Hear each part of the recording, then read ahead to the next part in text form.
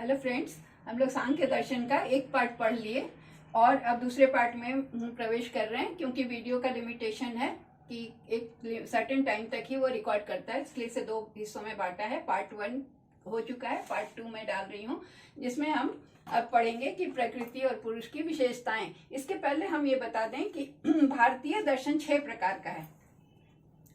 भारतीय दर्शन थोड़ी सी शुरुआत कर लेते हैं। 6 प्रकार का षड दर्शन कहा गया है। 6 प्रकार के हैं जिन्हें षड दर्शन भी कहा गया है। षड मतलब 6, षड दर्शन। ठीक है, इसमें क्या क्या है? तो पहले षड दर्शन में है सांख्य, पहला सांख्य है, दूसरा योग है, तीसरा है न्याय, न्याय दर्शन भी है। ये शुरू में बोलना था लेकिन अभी बता दे रही हूँ इस पाठ के शुरू में। न्याय दर्शन, उसके बाद है न्याय के बाद है वैशेषिक, वैशेषिक दर्शन, फिर है मीमांसा,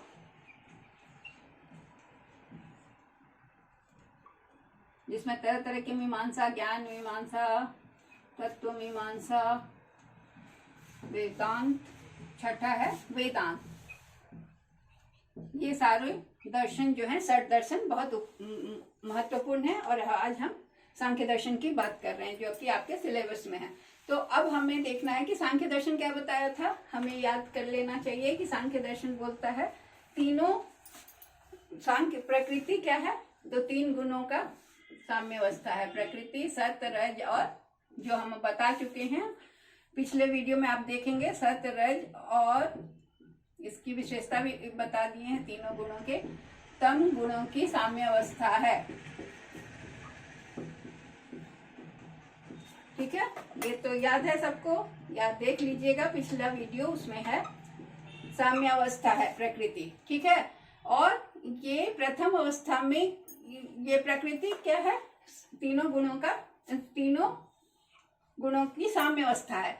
और जब ये साम्य अवस्था से बदलना शुरू होता है तब विषमता आ जाती है। मतलब अगर किसी में सत्गुण से ज्यादा रजगुण या तम गुण बढ़ जाता है तब विषमता आती है, तब साम्य अवस्था खत्म हो जाती है गुणों की।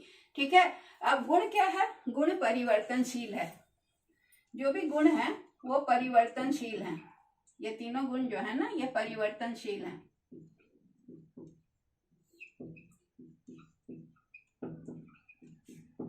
परिवर्तनशील है, इसमें 2 तरह का परिवर्तन होता है। गुण का परिवर्तन 2 तरह का होता है, एक स्वरूप परिवर्तन, ठीक है, और दूसरा है विरूप परिवर्तन, या स्वरूप परिणाम भी कह सकते हैं। मतलब ये गुण को हम स्वरूप परिणाम कहें तो ज्यादा अच्छे से समझ में आएगा। और ये है विरूप परिणाम।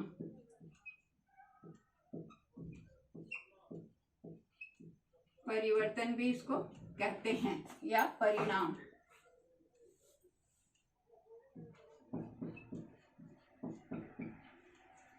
ठीक है, तो प्रलय अवस्था में ये स्वयं अपने आप बदल जाते हैं। ये जो गुण हैं तीनों, वो प्रलय अवस्था में अपने आप बदल जाते हैं। कैसे बदलते हैं? प्रलय अवस्था में ये गुण खुद अपने आप बदल जाते हैं। ये गुण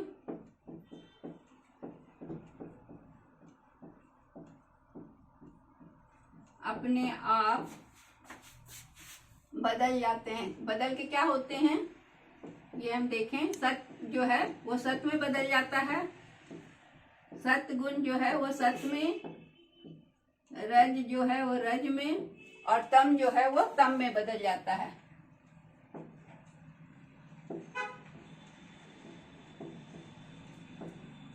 तो इसे हम क्या कहते हैं? स्वरूप परिवर्तन। मतलब एक ही रूप में बदलता है, सत सत में, रज रज में, तम तम में। तो इससे कोई उत्पत्ति नहीं होती है।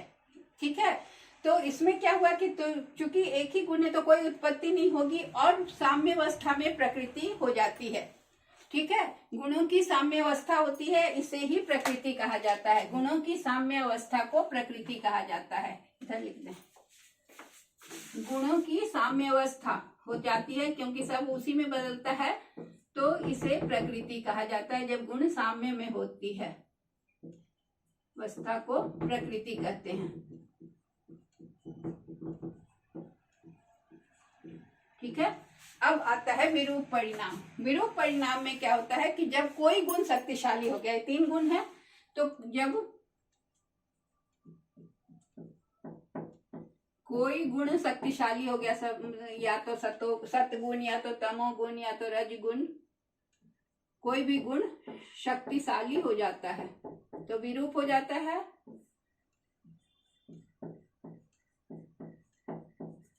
तब क्या होता है, किस तरह का परिवर्तन होता है, तो यह गुण, जब कोई भी गुण शक्तिशाली हुआ तब सृष्टि का क्रम प्रारंभ होता है।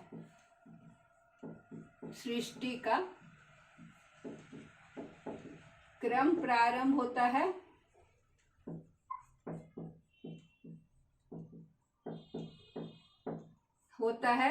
प्रकृति और पुरुष मिलते हैं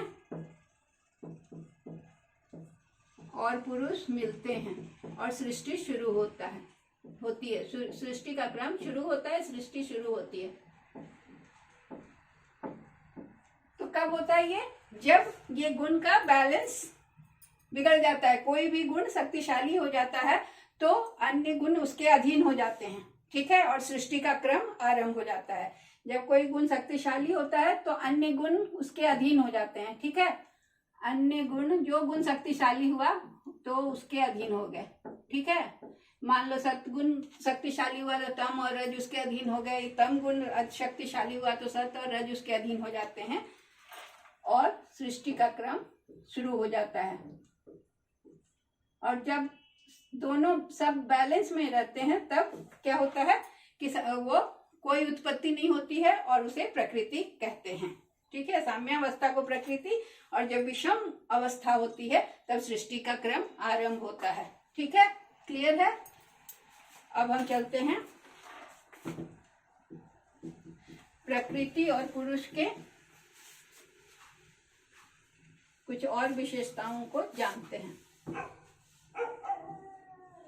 प्रकृति क्या है, पहले हमने बताया था, ये बता दिया है हमने। आधिदैविक, आध्यात्मिक, सब सारे गुण बता चुके, उपमा भी बता चुकी हूँ। तो क्या है, प्रकृति एक है,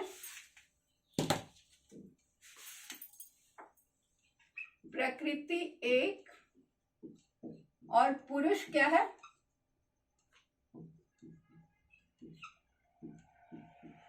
पुरुष अनेक। ठीक है। तो पुरुष अनेक का मतलब क्या हुआ, अनेक माने गए हैं, इसका मतलब है कि प्रकृति और पुरुष मिलकर सृष्टि रचते हैं। ठीक है। सृष्टि करते हैं। तो प्रकृति जो है, प्रकृति परिवर्तनशील होती है।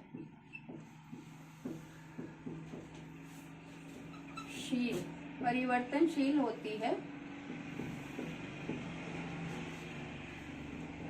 और पुरुष जो है वो परिवर्तन रहित होता है।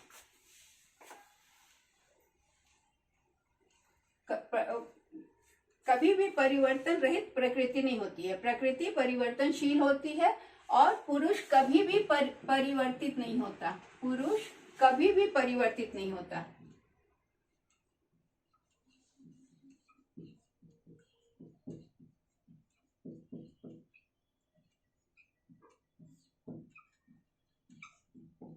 ठीक है। तो ये दो बातें विशेषता हुई कि प्रकृति परिवर्तनशील है, ये भी क्वेश्चन आ सकता है, और पुरुष कभी भी परिवर्तनशील नहीं होता। अब हम देखेंगे कि सांख्य दर्शन के असली तत्व, जो संख्या विश्लेषण है, वो उसको देखेंगे। सांख्य दर्शन में 25 तत्व बताए गए हैं। ठीक है। सांख्य दर्शन के 25 तत्व हैं।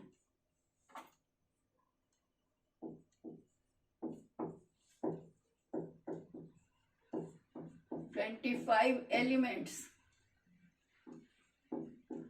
ठीक है। तो उसमें हम देखेंगे कि इसमें क्या क्या है। तो पहला है बुद्धि, आप गिनेंगे। पहला बुद्धि, जिसे कि आत्मा या पुरुष कहते हैं, ठीक है। दूसरा है अहंकार, अहंकार जिसे मन और बुद्धि कहते हैं या अहंकार भी कहते हैं। मन, बुद्धि, अहंकार, ये सारे चीज हुआ दूसरा तत्व।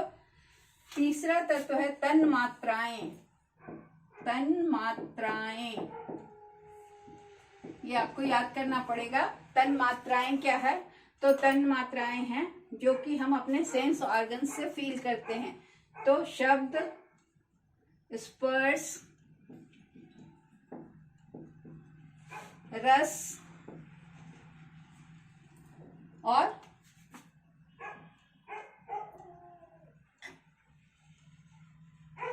शब्द, स्पर्श, आपके सारे सेंस ऑर्गन्स क्या क्या करते हैं। तो उसके बाद चक्षु, जिसमें दृष्टि और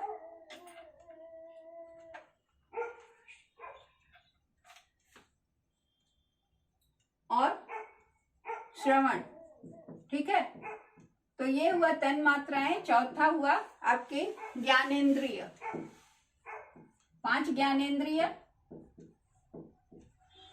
जिसमें आ गया आंख, नाक, कान, उसके बाद स्पर्श, शब्द, सुगंध, यहाँ पर गया, गंध कर दे, गंध, स्पर्श, रस, दृष्टि, श्रवण, आंख, नाक, कान, त्वचा और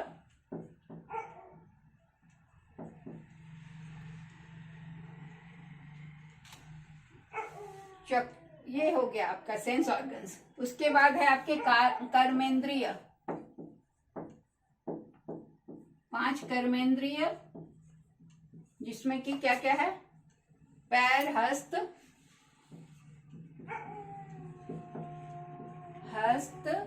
उपस्थ, पायु और वॉक, मतलब बोलना, बोली। तो ये 5 हुए कर्मेंद्रिय। और फिर है 5 महाभूत, 5 हो गए महाभूत, जो जिससे सृष्टि बनी है। तो 5 पंच तत्व जिसको हम कहते हैं, पंच तत्व भी कहते हैं इसे, जिससे कहते हैं क्षिति,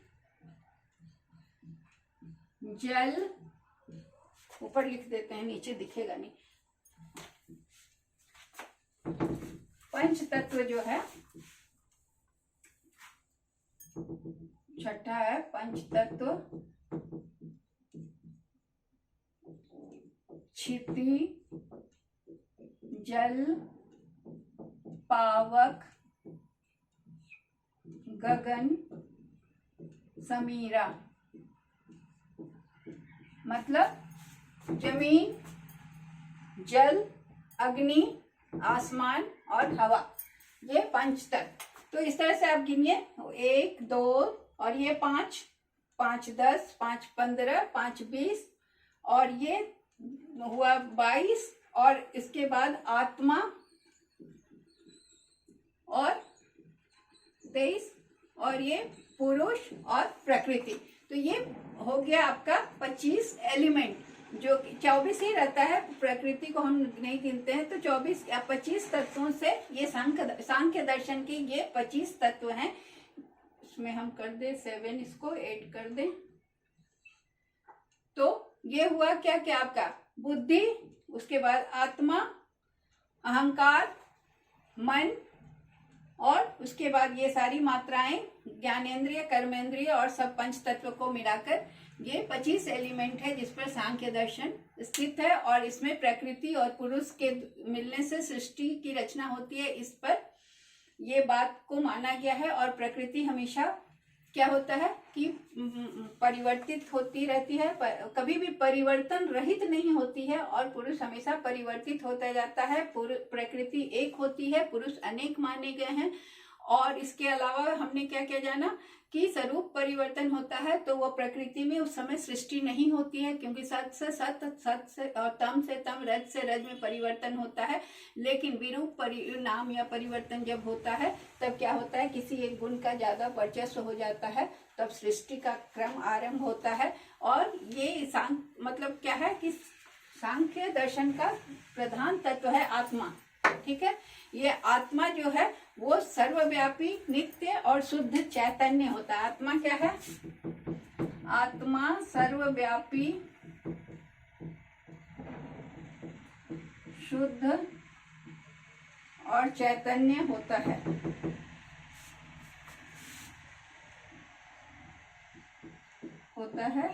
यह मन और बुद्धि से भिन्न होता है। आत्मा जो है ना, वो मन और बुद्धि से भिन्न होता है। मन, बुद्धि, अहंकार से भिन्न होता है। मन और बुद्धि से अलग होता है। ठीक है, इसीलिए 25 में इसमें कोई परिवर्तन नहीं होता है। मन बुद्धि से अलग होता है इसमें, और ये सर्वव्यापी भी होता है, शुद्ध होता है, चैतन्य होता है। और ये हो गया हमारा सांख्य दर्शन के हिसाब से प्रकृति और पुरुष का वर्णन। यही है सांख्य दर्शन। इसमें से कुछ भी प्रश्न आ सकता है, मतलब बहुत सारे इसमें पॉइंट हैं, जैसे सत्कार्यवाद किसने दिया, इसका कारिका किसने लिखा, ये सारी चीजों को आपको ये जानना होगा। So that's all, thank you.